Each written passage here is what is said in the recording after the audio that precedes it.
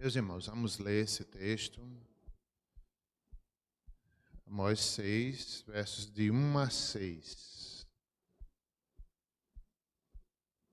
Ou até o 7. Até o 7. Vamos ler. A corrupção e a destruição de Israel. Ai dos que andam à vontade em Sião, e dos que vivem sem receio no monte de Samaria, homens notáveis da principal das nações, aos quais vem a casa de Israel. Passai a Calné e vede, e dali ide a grande Ramate, depois descei a Gate dos filisteus. Sois melhores do que esses reinos? Ou será maior o seu território do que o vosso território? Vós que imaginais estar longe o dia mau, e fazeis chegar o trono da violência, que dormis em camas de marfim, e vos espreguiçais sobre o vosso leito, e comeis os cordeiros do rebanho, e os bezerros do cevadouro, que cantais à toa o som da lira, e inventais, como Davi, instrumentos músicos para vós mesmos, que bebeis vinho em taças e vos ungis com o mais excelente óleo, mas não vos afligis com a ruína de José. Portanto, agora ireis em cativeiro, entre os primeiros que foram levados cativos, e cessarão as pândegas dos espreguiçadores. Oremos. Senhor, obrigado que estamos aqui diante da Tua palavra, do Teu poder, do mesmo Deus de ontem, é o Deus de hoje. Abençoa-nos, faz-nos entender a Tua palavra, transforma nossas vidas, faz-nos temer e tremer diante de Ti. Em nome de Jesus. Amém.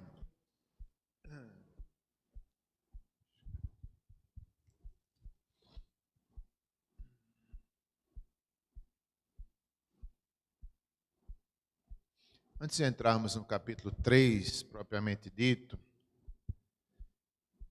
ou melhor, capítulo 6. No capítulo 6, falando um pouco do capítulo 6, antes de fazer uma retrospectiva. Nesse capítulo 6, nós vemos o que é riqueza sem Deus. No capítulo anterior, outros versos anteriores, nós estávamos analisando a religião sem Deus. Agora o profeta Amós, ele passa a mensagem da religião sem Deus para a riqueza sem Deus. Uma riqueza mal adquirida, é uma riqueza onde eles se banqueteavam sem se lembrar do próximo, sem se lembrar daqueles que eles tinham tomado o dinheiro deles. É algo parecido como os irmãos de José, os filhos de Jacó, fizeram. Queriam matá-lo, colocaram ele lá numa cova e foram se banquetear sem peso nenhum na consciência, rindo, felizes, e José lá na cova. É como se hoje, não é, eu acho bonito quem ora na hora das refeições. Eu não tenho muito esse costume.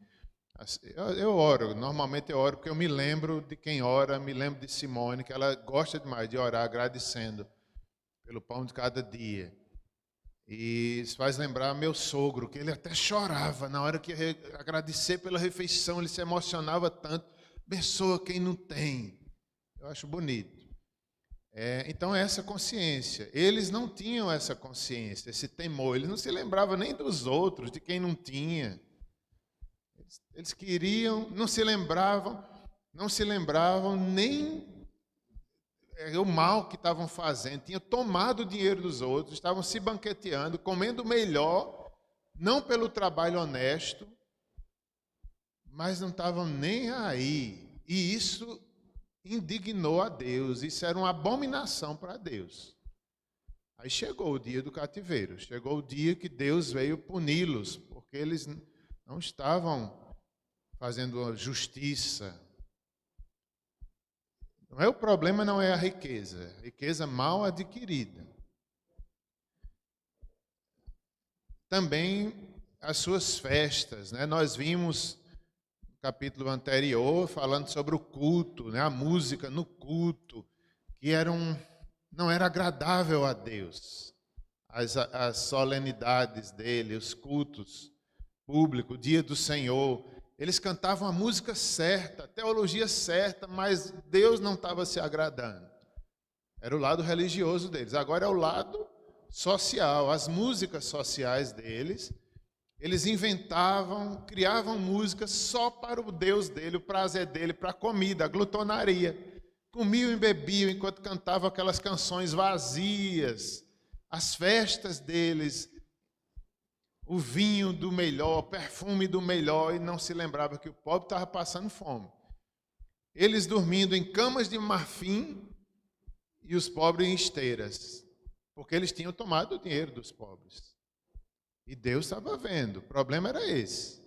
As músicas deles, eles criavam instrumentos musicais, como Davi fez. Mas agora era diferente, era só músicas ao léu, músicas bobas, músicas brincadeiras talvez, e tudo pela glutonaria e pelos pecados dele. Aquelas músicas sociais mais maldosas, pecaminosas, e desagradava a Deus também. Então eram as riquezas sem Deus. Só voltando um pouquinho, fazendo uma recapitulação, no capítulo 5, versos 21 a 27, nós vemos aí que Deus exige justiça e não sacrifícios meramente. Nós vemos que a Bíblia fala que o dever de todo homem é andar humildemente diante de Deus. É isso, em resumo, Deus requer de nós uma vida de justiça, uma vida de humildade, uma vida de adoração, uma vida de temor. O que é temor a Deus? É respeito, é um senso de grandeza de Deus, vivemos diante de Deus, é piedade. E eles não tinham isso. Eles desconsideravam a religião deles, o culto deles. Eles não tinham temor no coração, eles tinham regras, eles eram exigentes nas regras, mas longe de Deus o coração. Então faltava temor, faltava humildade, não havia temor no coração, nos cultos deles. Por isso que nós vimos aí na aula passada, nós vimos verso 21, 5:21, quando Deus diz, aborreço. Palavras duras. Quando Deus chega ao ponto de dizer aborreço, Amós é muito duro aqui nesse texto, nessa profecia, mas ao mesmo tempo é um coração sincero, são olhos cheios de lágrimas. Ele é duro, Deus é duro, mas é com compaixão daquele povo. Quando Deus diz aborreço os vossos cultos, é muito forte, mas é sincero, é a última chance de arrependimento. Aqui era uma profecia que o castigo era certo, Deus já havia esperado muitos anos, agora chegou a hora de Deus acertar contas. Então por isso que Deus está sendo forte, Amós está sendo forte, ele diz aqui, aborreço, desprezo, veja que palavras fortes. Aborreço, desprezo as vossas festas, as vossas assembleias solenes, não tenho nenhum prazer no vosso culto. Ainda que me ofereçais holocaustos, ofertas de manjares, não me agradarei deles. As ofertas pacíficas, os animais cevados, Deus não estava interessado em animais gordos, Deus era o dono de todos os animais. Eles traziam o melhor animal, mas voltavam para casa pior do que tinha ido ao culto. Aí Deus está dizendo, não estou interessado nos animais gordos que vocês trazem, tudo é meu, não preciso desses animais. Verso 23, afasta de mim o estrépito dos teus cânticos, porque não ouvirei as melodias das tuas liras. Louvor, não é? Louvor, afasta de mim o estrépito, o barulho dos vossos cânticos. Não que eles cantassem coisas erradas, certamente eles cantavam os salmos, certamente eles cantavam a música certa, mas sem temor no coração. Aí Deus disse, é um barulho.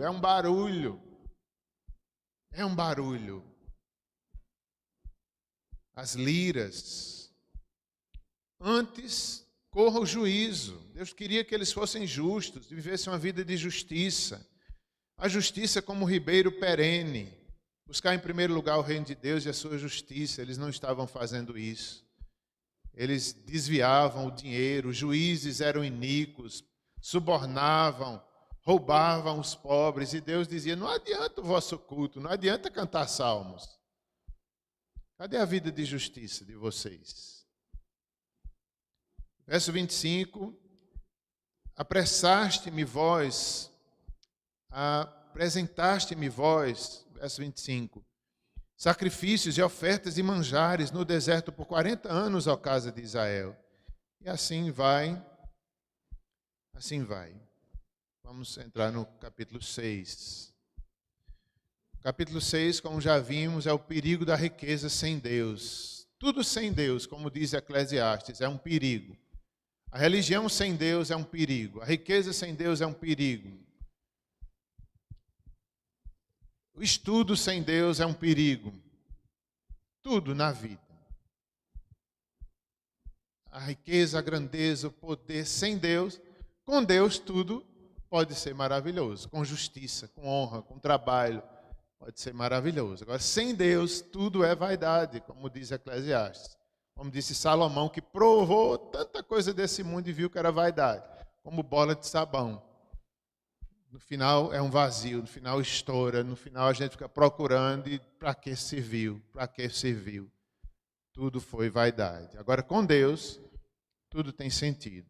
Israel aqui estava vivendo um tempo de muita prosperidade econômica, política, e eles não acreditavam na profecia, que o dia mau chegaria. Eles não acreditavam. Tudo estava tão bem, o governo ia tão bem, tudo maravilhoso.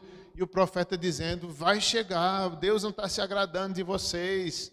E eles não acreditavam nisso. Eles achavam que estava bem, eles faziam o culto, eles cumpriam a regra. Então Deus não ia trazer justiça. E eles bebiam muito, né, as festas e tudo mais. Era como se fosse para aliviar a consciência deles. Não, está tudo tranquilo, está tudo tranquilo. Não estava. O profeta avisando, Deus avisando, e eles se embriagando para poder esquecer até a profecia. Mas não era tão seguro quanto eles pensavam. Eles estavam com luxúria, com impiedades, tempo de muita luxúria. Eles mudaram a doutrina e corromperam a ética. Isso aqui é uma lição para nós, para todo o povo de Deus.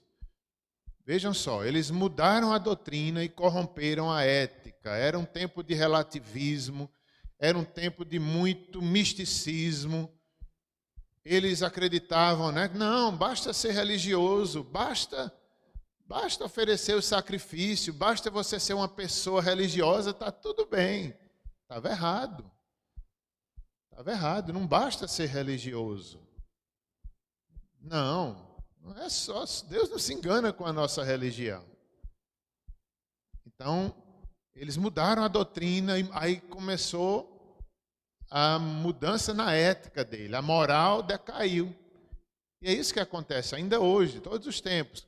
Quando a gente se afasta da palavra, quando a gente se afasta da doutrina, a nossa vida ética, os nossos pecados vão aumentar.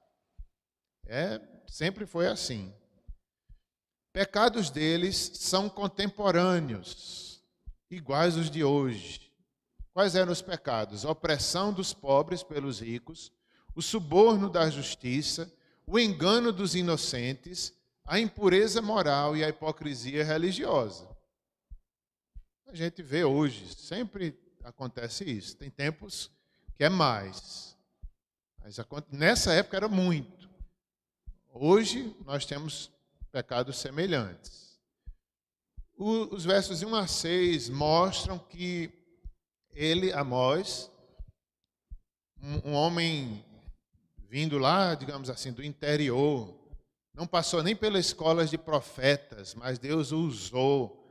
E ele profetizou aos dois reinos, norte e sul. Eles estavam muito confiantes em seus privilégios espirituais. viviam à vontade em Sião, diz o texto aí logo no início. Verso 1, ai dos que andam à vontade em Jerusalém, Sião é Jerusalém. Os que vivem sem receio no monte de Samaria, homens notáveis da principal das nações, os quais vêm à casa de Israel. Há uma ironia aqui. Eles se achavam a principal nação, porque, politicamente falando, eles não tinham nada inferior do que as nações vizinhas.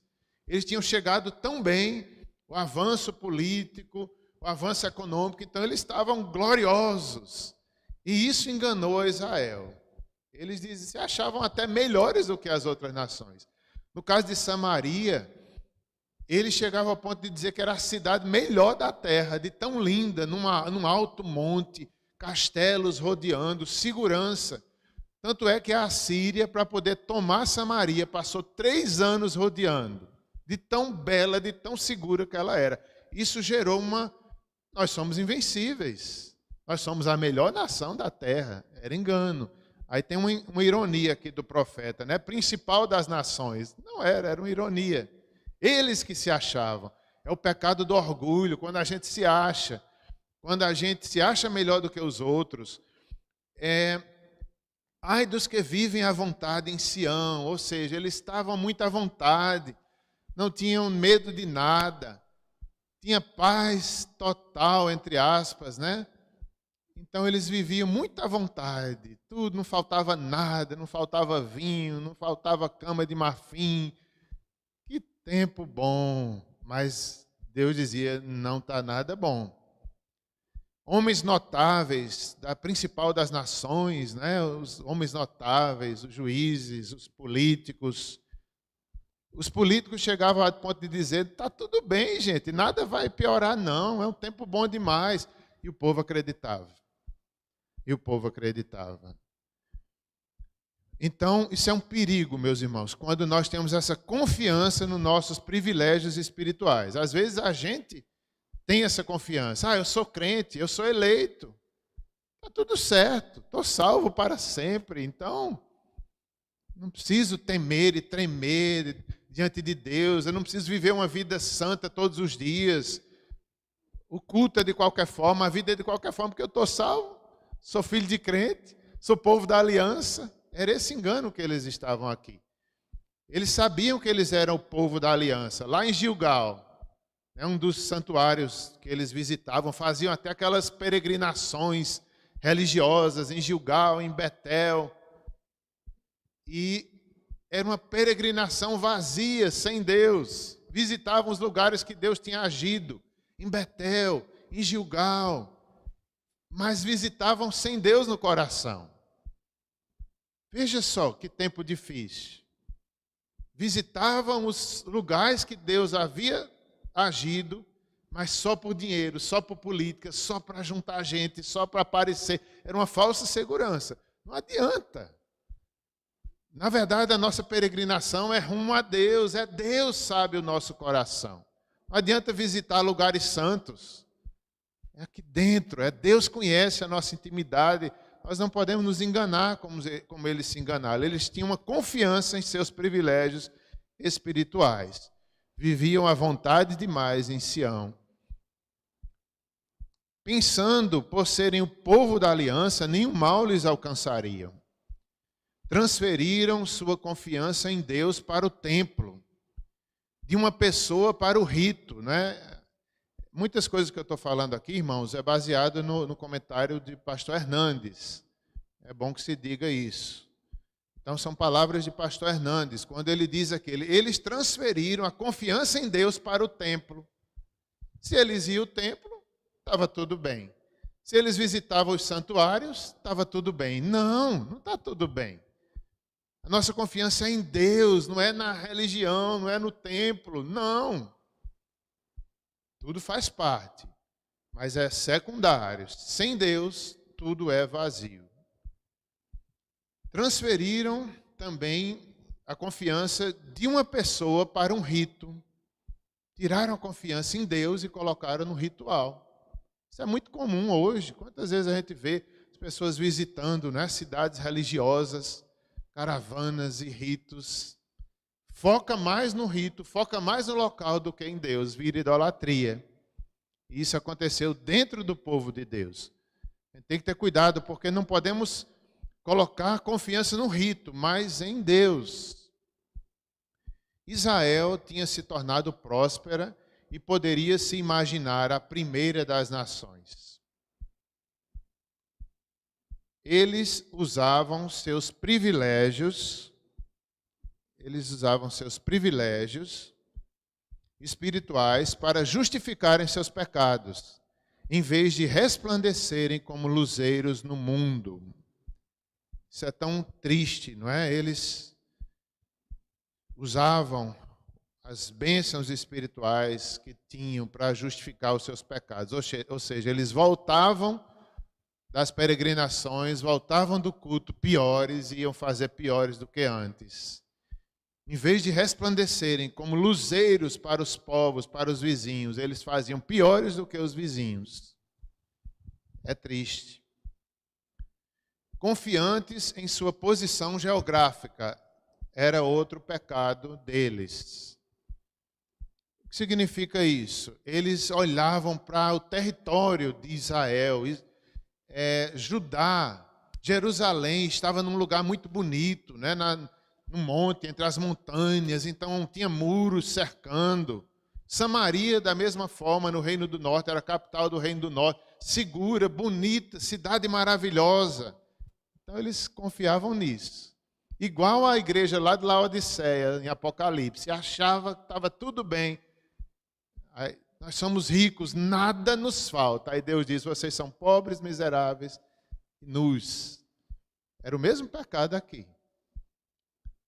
A questão geográfica, cidades edificadas sobre montes, no alto de uma montanha, cercada de muros, adornada com muitos castelos.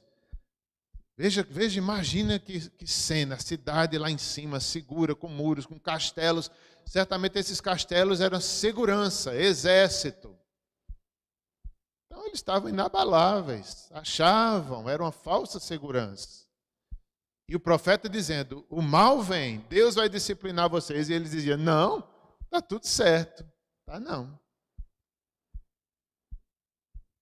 Cercada de muros e adornada de muitos castelos, rica, opulenta, inexpugnável aos olhos humanos. Em seu orgulho estúpido, eles a chamavam de a maior cidade da terra, segundo o Norman Champlin.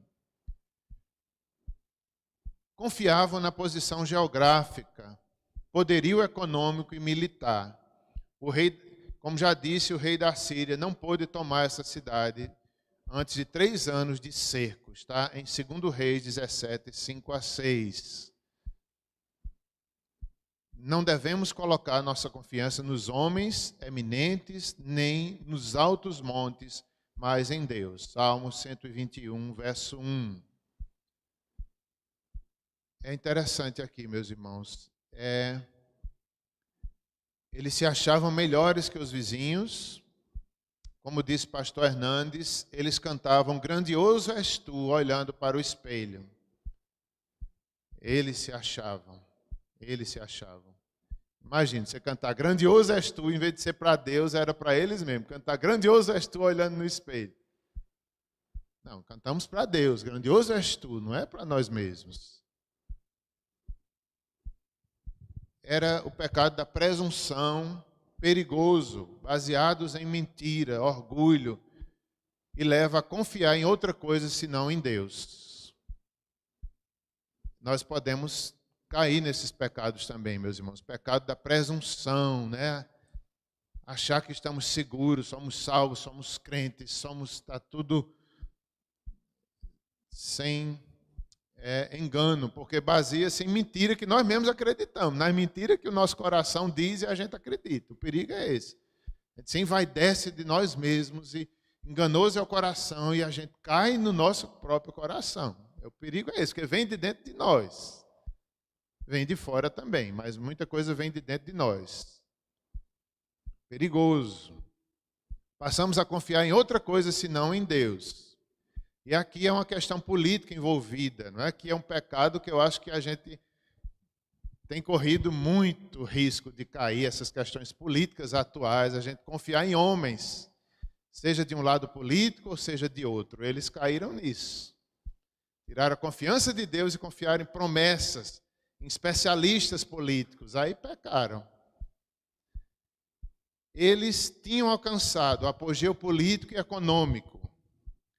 Homens ilustres do governo achavam que a nação estava segura. E o povo acreditava nisso. Aí pecaram, tiraram os olhos de Deus. Os líderes políticos, especialistas, tudo está bem. Israel economicamente está igual ou melhor do que as outras nações. Somos os melhores. Aí confiaram nos especialistas. Tudo vai bem, Israel vai bem politicamente. Israel caíram, porque confiaram em homens, não em Deus. Eu achei isso aqui a nossa cara. Como a gente corre risco político de confiar em promessas, em homens? Não, nunca. Em governo nenhum nós devemos fazer isso. Nenhum. Porque a gente pode pecar. Porque a nossa segurança é Deus. É o Evangelho. Podemos agradecer a Deus pelos bons governos, orar por eles. Glória a Deus, mas confiança em nenhum deles. Só Deus é nossa segurança maior. Eles pecaram nisso aqui. Assim como hoje, já falei, acreditamos em especialistas, entre aspas. Qual é o problema? Que esses especialistas ignoram muitas vezes a dimensão espiritual da vida. Vamos seguir um pouco mais. Verso 2. Passai a Calné e Vede, eram cidades lá, grandes e bonitas da região. E ali ide a grande Ramate, outra cidade bonita, no entanto ímpia. Depois descei a Gate dos filisteus. Sois melhores do que esses reinos? Ou será maior o seu território do que o vosso território? É difícil a interpretação esse versículo, mas Deus chama, através do profeta Israel, para passear nos seus vizinhos ímpios. É como se ele dissesse ao povo: vejam, eles não escaparam do juízo, são grandes, são poderosas, não têm a lei de Deus, foram julgadas. Vocês tenham cuidado que vocês são os próximos. É como se fosse isso. É como se o profeta estivesse dizendo: vejam, eles são grandes e poderosos, talvez o território de vocês sejam maiores, os inimigos estão de olho. Então confie em Deus, que senão eles vêm tomar. É mais ou menos isso a advertência. O profeta, Deus leva o povo a passear nos reinos vizinhos ímpios. Estava chegando a vez deles também serem julgados por Deus. Verso 3. Vós que imaginais estar longe o dia mau, e fazeis chegar o trono da violência, meus irmãos. É como já foi falado várias vezes, né? Eles achavam que o dia mau não ia chegar. Tudo estava tão bem.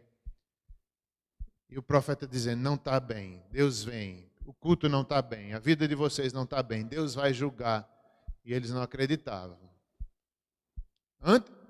Ao invés de temerem, se arrependerem, porque Deus avisou: buscai-me e vivei. E eles não davam ouvidos. Buscai-me e vivei. Várias vezes eles não ouviam. Então, o dia mau chegaria, mesmo que eles não acreditassem. Ao invés de temerem a Deus, eles multiplicavam a violência.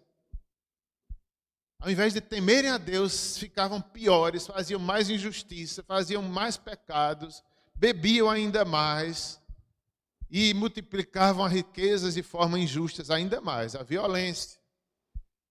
E não acreditavam no dia mau. Verso 4. Quais eram essas violências e esses pecados, né?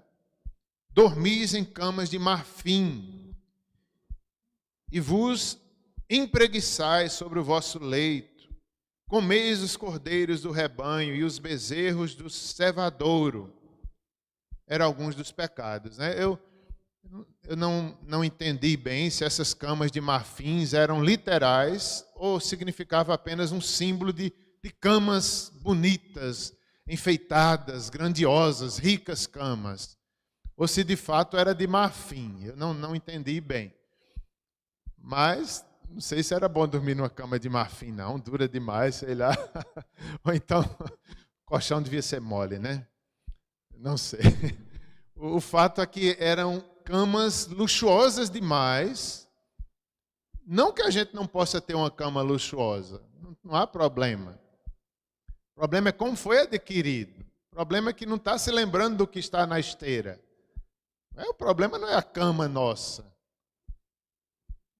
Então, eles tinham camas de marfim, se espreguiçavam no leito, né? Ou seja, não precisava mais nem trabalhar, já estava rico demais, era fácil tirar o dinheiro do pobre.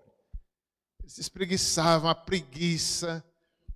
preguiça, aí levava, né, ao ócio, levava ao pecado, levava em vez de estar gastando tempo trabalhando honestamente, que é o que a Bíblia ensina, o trabalho vem de Deus, Deus quer a gente trabalhando honestamente. Eles só faziam planejar o mal e a violência cada vez maior, por causa da preguiça, o pecado da preguiça.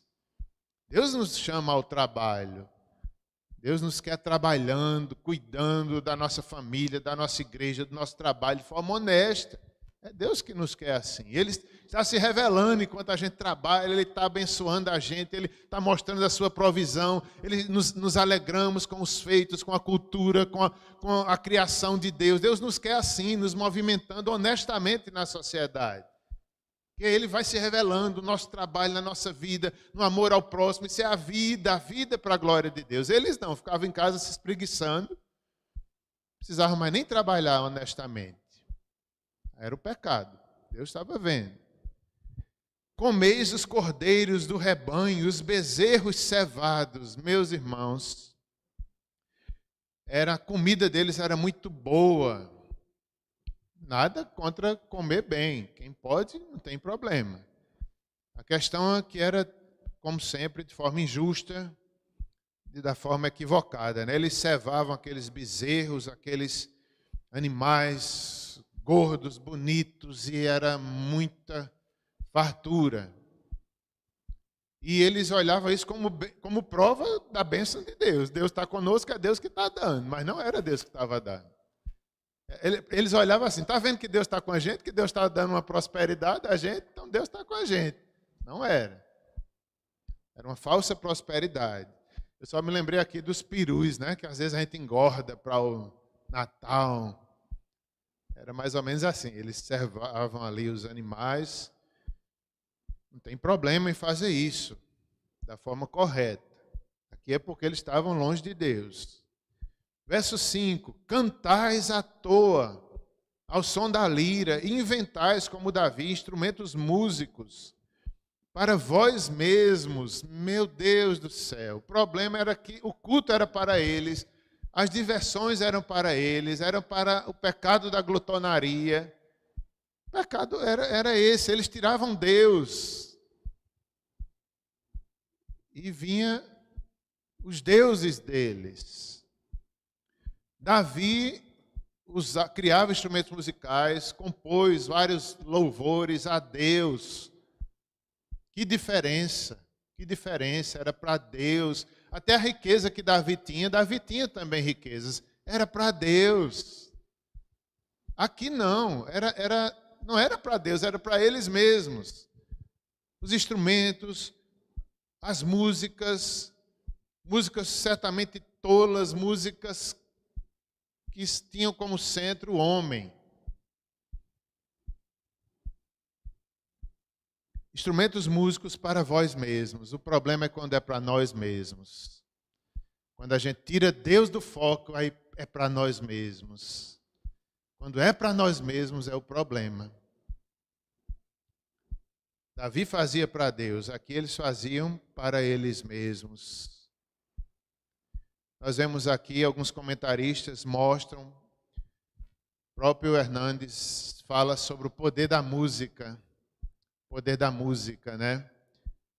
Como a gente reflete na música aquilo que a gente acredita, como a música educa, deseduca muita gente.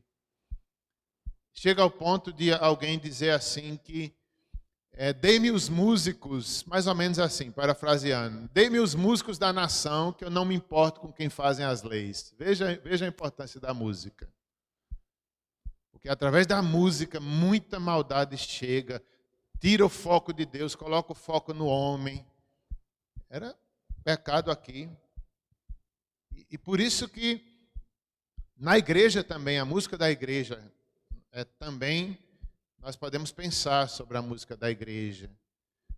Quantas pessoas no passado tinham medo da música justamente por isso. Porque sabe que é um dom de Deus, que pode ser usado para a glória de Deus ou então para o próprio homem. Na própria igreja tinha pessoas que tinham tanto medo do poder da música que não queria nem que a parte instrumental tocasse. Por quê? Porque as pessoas iam ficar tão encantadas com a melodia, com os instrumentos, que iam se esquecer de Deus. É o perigo que a gente corre ainda hoje. A gente se encantar. Que instrumento bonito, que salmo lindo, Senhor é meu pastor, nada me faltará, mas nem se lembra nem do pastor verdadeiro, só que melodia linda. Senhor é meu pastor, canta, mas não pensou nem em Deus, só pensou na musicalidade, sem piedade no coração. Entende? É o perigo na igreja e nas festas deles também. Instrumentos músicos para eles mesmos. Verso 6. Bebeis vinho com taças e vos ungis com o mais excelente óleo, mas não vos afligis com a ruína de José. Eu achei esse verso um dos mais fortes, especialmente o finalzinho, a ruína de José. Dizem, os especialistas aqui, teólogos, que eles bebiam muito vinho. E eles não se continham com os copos de vinhos ou coisas semelhantes da época, canecas, não sei o quê, que eles pegavam as taças do sacrifício e bebiam naquelas taças que eram usadas no culto, que eram usadas ali, consagradas ao Senhor, para derramamento de sangue. Então eles não temiam a Deus. O problema era esse. Eles estavam tão desenfreados por causa da riqueza que se esquecia, bebia até nas taças do sacrifício a Deus, do culto a Deus. E o óleo da unção, os perfumes, certamente, que eram símbolos de alegria, eles se banqueteavam, perfumes caros, sem se lembrar do próximo. O ungir, símbolo da alegria, era uma alegria falsa que eles tinham. E também, ao invés de chorar, eles estavam sorrindo com o óleo da alegria falsa. Era para eles estarem chorando. E essa parte que eu achei mais forte, quando o profeta diz, mas não vos afligis com a ruína de José. Era para eles estarem chorando.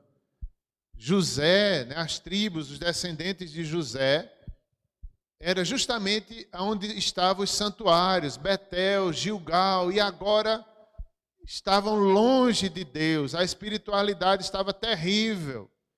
Era como se ele dissesse, vocês deviam estar chorando pelos descendentes de José, pelas tribos de José. O que Deus fez em Betel está sendo esquecido. O que Deus fez em Gilgal está sendo esquecido. Chorem, não é tempo de estar usando olhos para alegria falsa, não. Isso aqui eu achei muito forte. Muito forte. O tempo de chorar chegou e eles ainda estão dançando e cantando bobagens. Mas vós não vos afligis.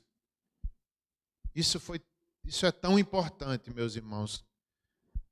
Isso é tão importante para nós, hoje e sempre, em todo o tempo do povo de Deus. Às vezes a gente não chora por nós mesmos. Mateus, nas bem-aventuranças, vai dizer, bem-aventurados que choram, porque serão consolados. O que significa isso? Feliz é quem vê o seu próprio pecado e se dobra diante de Deus. Às vezes a gente não vê. Às vezes a gente olha no espelho e em vez de ver o pecador, a gente só faz, grandioso és tu.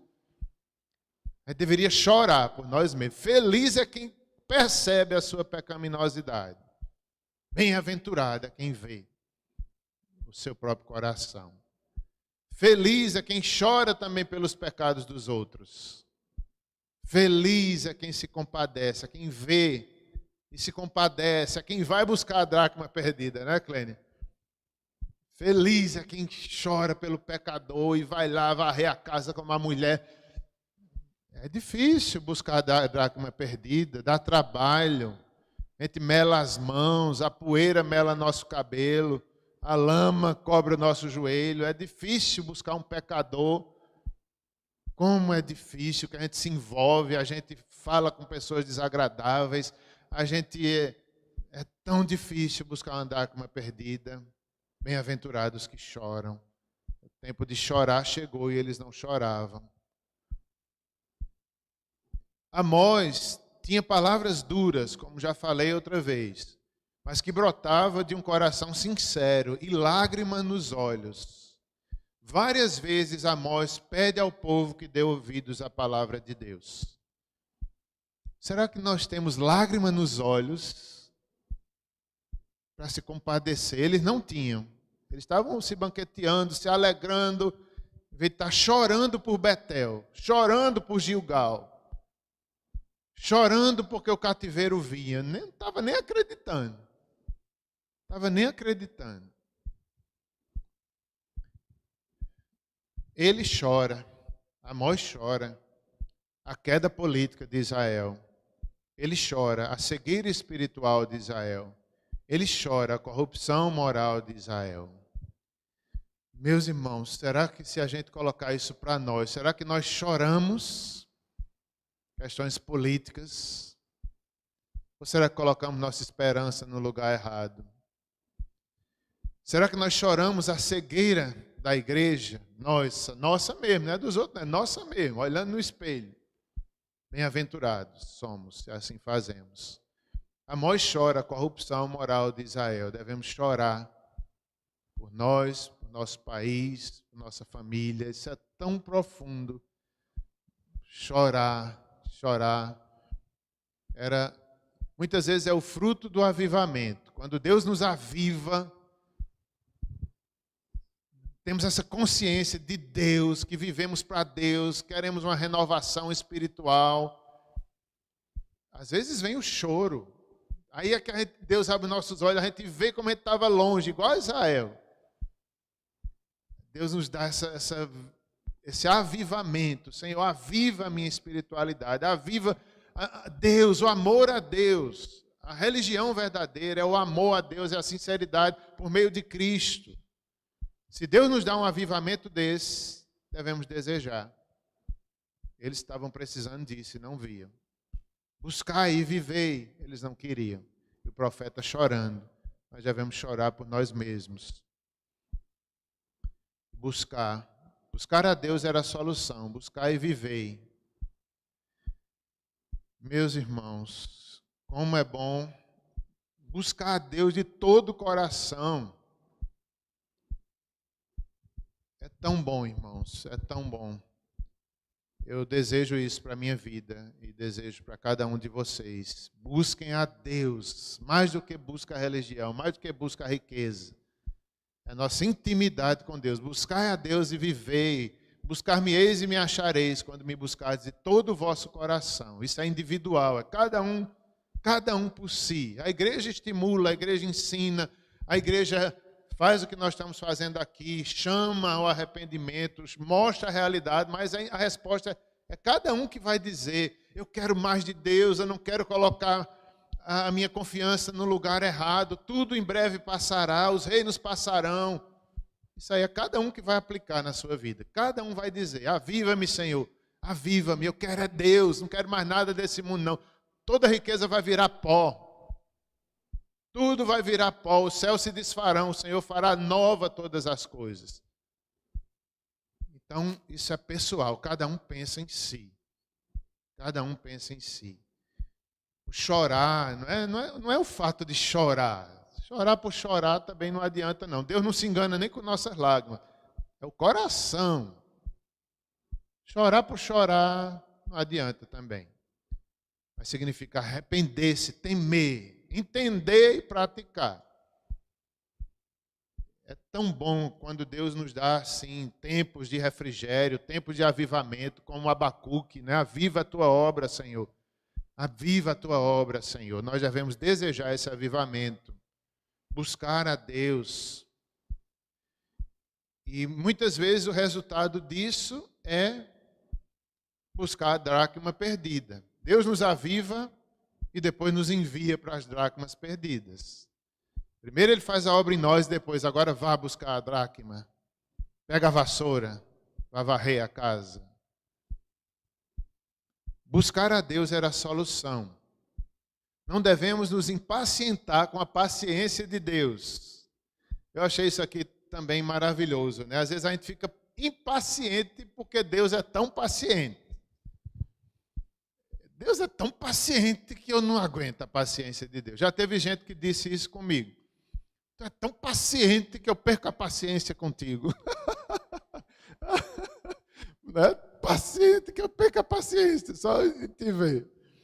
Mas na verdade não sou tão paciente assim não. Gostaria de ser. Mas a questão não é essa, né? Não é temperamento aqui que nós estamos falando. A paciência de Deus é santa, é justa, não é como a nossa, não é mero temperamento de Deus. Não é isso que a Bíblia está falando. É amor. É Deus querendo salvar os israelitas aqui, que estavam de coração duro, e Deus dando chance.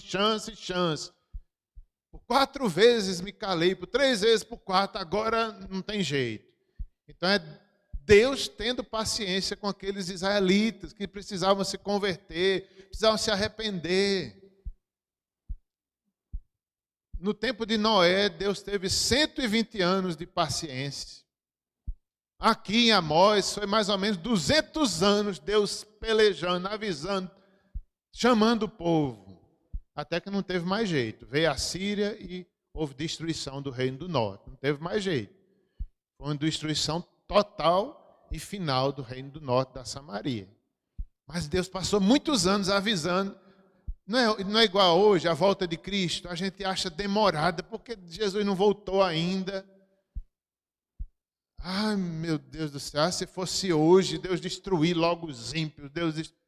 Como era bom. Eu também queria hoje, mas Deus é mais sábio do que nós. Deus quer salvar. Deus tem dracmas perdidas ainda para buscar. E a gente se impacienta com a paciência de Deus. Ai, meu Deus. Estavam longe de Deus e perto da religião. Quanto mais se afastavam de Deus, multiplicavam as práticas religiosas. Veja só, irmãos, isso a gente vê muito na idolatria, né? E também aqui era no povo de Deus. Vocês já perceberam que quanto mais ídolos o povo tem, faz romaria, acende vela, vai de joelho daqui para não sei aonde, às vezes a vida é cheia de pecado, só é religiosidade. Termina de acender a vela, quarta-feira de cinza, passa cinza, acha que está tudo bem. Do mesmo jeito era Israel. Quanto mais pecado, mais a religião deles era maior, mas não enganava a Deus. A idolatria é desse jeito. As pessoas parecem comprometidas, dá a vida, vai não sei para onde, não. Tudo engano, tudo engano. O Deus são eles mesmos e muitas vezes Satanás está por trás da idolatria, enganando as pessoas. Só que aqui era pior, aqui era dentro da casa de Deus. Misericórdia. Quanto mais eles pecavam, mais a religião deles era boa, entre aspas. Cuidado. Estavam longe de Deus, perto da religião. Quanto mais se afastavam de Deus, multiplicavam as práticas religiosas. Na busca aos santuários de Betel, de Berseba e de Gilgal, esqueciam de Deus. Betel significava casa de Deus, mas eles iam para Betel sem Deus. Olha que tristeza. Betel, o lugar que Deus falou com Jacó, transformou a sua vida. Casa de Deus. Eles iam para Betel, na romaria, mas não iam com Deus no coração. Berseba significava companhia de Deus. Foi em Berseba que Deus falou com Abraão, Isaac e Jacó: eu estou com vocês, não temam, eu estou do lado de vocês. Agora o povo ia para Berseba, mas não tinha companhia de Deus. Olha que tristeza. Gilgal, lugar da herança, primeiro lugar onde eles, depois do deserto, eles acamparam. Houve aliança ali com Deus, o povo da aliança foi exatamente Gilgal, a circuncisão que aconteceu ali com Abraão. Agora eles visitam Gilgal, mas esqueciam de Deus. Buscavam os santuários e voltavam pior. Iam ao templo e continuavam cegos e prisioneiros dos seus pecados. Procuravam encontrar sentido para a vida nos rituais, mas a vida só está em Deus mesmo. O culto é teocêntrico. Nem mesmo as bênçãos de Deus substituem o próprio Deus. A.W. Tozer diz que a igreja contemporânea precisa resgatar o sentido da grandeza de Deus em seus cultos. Precisamos voltar a ficar extasiados com a majestade de Deus. E assim finalizamos, irmãos. Veja só, vou repetir essa parte final. O culto é teocêntrico. Nem mesmo as bênçãos de Deus substituem o próprio Deus. Às vezes a gente foca nas bênçãos de Deus e desonra a Deus. Nem mesmo as bênçãos de Deus substituem o próprio Deus. A igreja contemporânea precisa resgatar o sentido de grandeza de Deus em seus cultos. A gente vir para os cultos com esse temor.